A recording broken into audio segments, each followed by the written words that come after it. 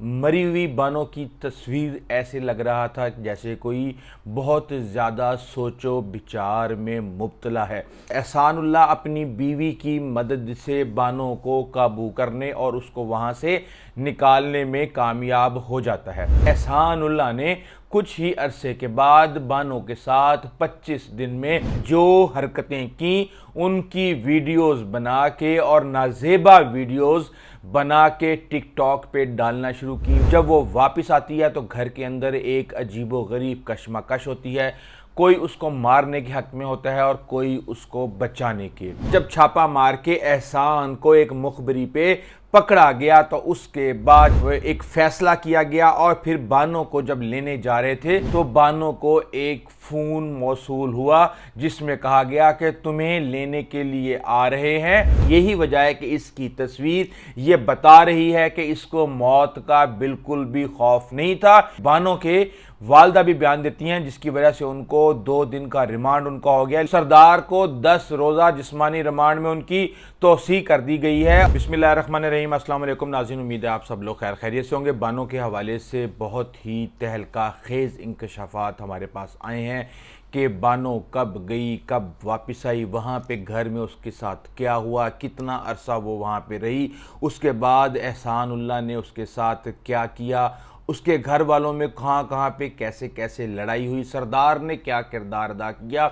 आखिरी वक्त में 1 घंटा पहले बानों को फ़ोन आया तो क्या हुआ, और इस समेत और बहुत सी ऐसी चीज़ें हैं इस केस के हवाले से जो कि ऐसा ऐसा पर्दा उठ रहा है तो इंकशाफात हमारे सामने आ रहे हैं। लेकिन एक सवाल जो मुझे बहुत ज़्यादा तंग कर रहा था और वो ये था कि बानों की मरी हुई बानों की तस्वीर ऐसे लग रहा था जैसे कोई बहुत ज़्यादा सोचो विचार में मुब्तला है। ये तस्वीर हमें बता रही थी कि बानों मरने से पहले किस कशमकश में मुब्तला रही, मरने के बाद आंखें खुली दुनिया को देख रही थी, माथे पे शिकन, और इसके साथ ही हम ये देख रहे थे कि चेहरे पे किसी भी किस्म की तकलीफ़ के कोई आसार नहीं है। ये तस्वीर बताती है कि बानों किस कशमकश में मुब्तला रही। और अब जो कहानी मैं आपको सुनाऊंगा इससे आपको अंदाज़ा हो जाएगा कि बानों के साथ क्या हुआ। बानो बीबी और एहसानुल्लाह पहले से शादीशुदा थे मगर किसी और शख्स और ख़ातून से, एक सतंगज़ई कबीले से, दूसरा सोमालानी कबीले से।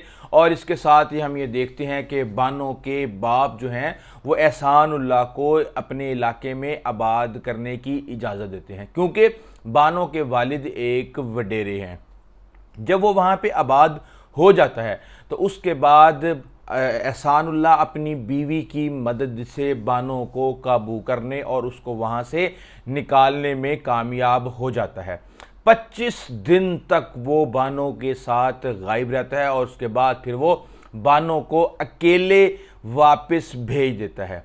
अब जब वो वापस आती है तो घर के अंदर एक अजीबो गरीब कशमकश होती है।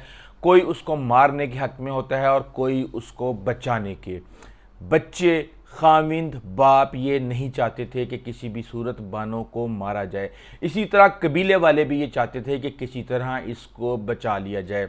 लेकिन दूसरी तरफ बानों का छोटा भाई, जिसे कहा जाता है कि वो सरदार के सामने हीरो बनना चाहता था, वो इस बात पे तुला हुआ था। लेकिन इसके पीछे एक और कहानी है और वो कहानी ये है कि एहसानुल्लाह ने कुछ ही अरसे के बाद बानों के साथ 25 दिन में जो हरकतें की उनकी वीडियोस बना के और नाजेबा वीडियोस बना के टिकटॉक पे डालना शुरू की। वहाँ मोहल्ले में, इलाके में, गांव में लोगों को भेजना शुरू की और कहा कि देखो ये कितने बेगैरत लोग हैं। वो बेसिकली कोई और मकसद पूरा कर रहा था। और फिर एक सूरत हाल ऐसी आई कि घर में लड़ाई इतनी शदीद हो गई कि बच्चे, वालिद, खाविंद, कोई मारना चाहता था, कोई बचाना चाहता था। और कहा यह जा रहा था कि अगर इसको ना मारा गया तो ख़ानदान को बहुत ज़्यादा मुश्किलात का सामना करना पड़ेगा। अब वो कभी खाविंद को वीडियो भेज रहा था, कभी वो बच्चों को वीडियो भेज रहा था, कभी वो भाई को वीडियो भेज रहा था और उनके लिए ये मामला इस वक्त संगीन होता जा रहा था। اس کے ساتھ ہی ہم یہ دیکھتے ہیں کہ بانو کے والدہ بھی بیان دیتی ہیں جس کی وجہ سے ان کو 2 دن کا ریمانڈ ان کا ہو گیا، لیکن اس کے ساتھ ہی ہم یہ دیکھتے ہیں جب چھاپا مار کے احسان کو ایک مخبری پہ پکڑا گیا تو اس کے بعد جو ہے وہ ایک فیصلہ کیا گیا، اور پھر بانو کو جب لینے جا رہے تھے تو بانو کو ایک فون موصول ہوا جس میں کہا گیا کہ تمہیں لینے کے لیے آ رہے ہیں اور اس کے بعد تمہیں پہاڑوں میں لے جا کے مار دیا جائے گا، لیکن بانو وہاں سے بھاگی نہیں۔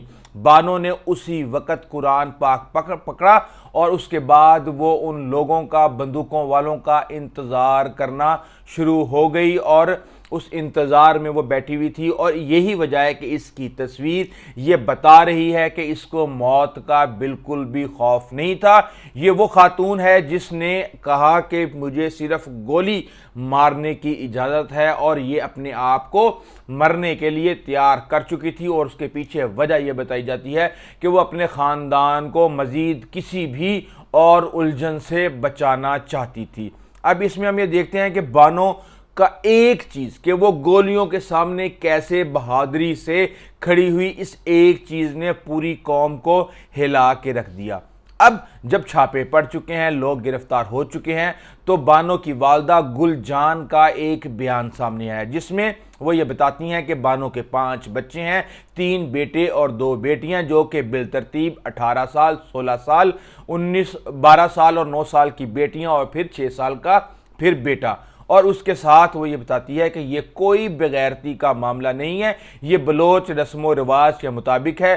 25 دن کے لیے بانو بھاگ گئی تھی، انہوں نے خود اس کی تصدیق کی ہے، اور اس کے بعد اس کے ساتھ رہی، اور پھر بانو جب واپس آئی تب بانو کے شوہر اور بچوں نے اس کو معاف کر دیا اور وہ ایک ساتھ رہنے پہ راضی ہو گئے۔ احسان اللہ آئے روز، یہ وہ بات ہے جس نے ان کو اس منطقی انجام تک پہنچنے کے لیے رستہ فراہم کیا کہ بانو کے ہر آئے روز جو ہے وہ دھمکیاں آتی تھیں ویڈیوز ٹک ٹاک کے اوپر۔ یہ ماں کہہ رہی ہے کہ ویڈیوز ٹک ٹاک پر بنا کے ڈالتا تھا، میرے بیٹوں کو تیش دلواتا تھا، اس لیے بلوچی رسم و رواج کے مطابق بانو کو سزا دی گئی، اور یہ سردار نے نہیں، یہ بلکہ جرگے نے دی ہے، اور اس لیے سردار بے قصور ہے۔ اب یہاں پہ وہ صرف اور صرف سردار کو کہتی ہے کہ سردار بے قصور ہے۔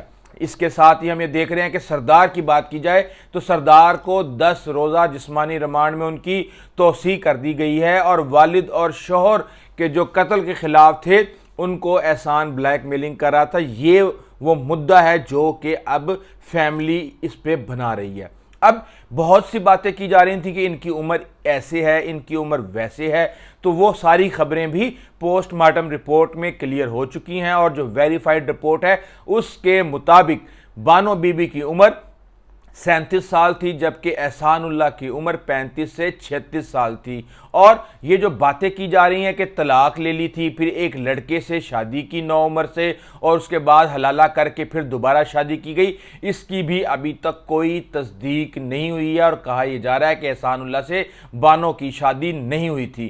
اب یہاں ہم یہ دیکھتے ہیں کہ کہا جا رہا ہے کہ بانو کے جو گولیاں ہیں وہ کتنی ماری گئیں، تو خاتون کو 7 گولیاں جو پوسٹ مارٹم رپورٹ بتا رہا ہے، اور احسان اللہ کو 9 گولیاں ماری گئیں۔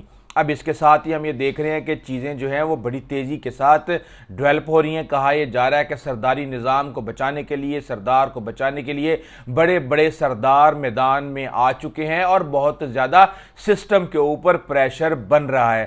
اب بات یہ ہے کہ جو ہوا غلط ہوا، اور غیرت کے نام پہ کسی بھی صورت ماورائے عدالت قتل جو ہے اس کی اجازت نہیں دی جا سکتی۔ بہرحال یہ چیزیں اس وقت چل رہی ہیں، 11 لوگوں کو جو ہے وہ گرفتار کیا ہوا ہے، اس کی تصدیق ہمارے پاس آ چکی ہے، اور اب چیزیں جو ہیں ایک اسپیسیفک ڈائریکشن میں چل رہی ہیں۔ لیکن میں آپ کو یہ بتا رہا ہوں کہ یہ کہانی، اس طرح کی کہانیاں ہر روز ہمارے پاس آتی ہیں۔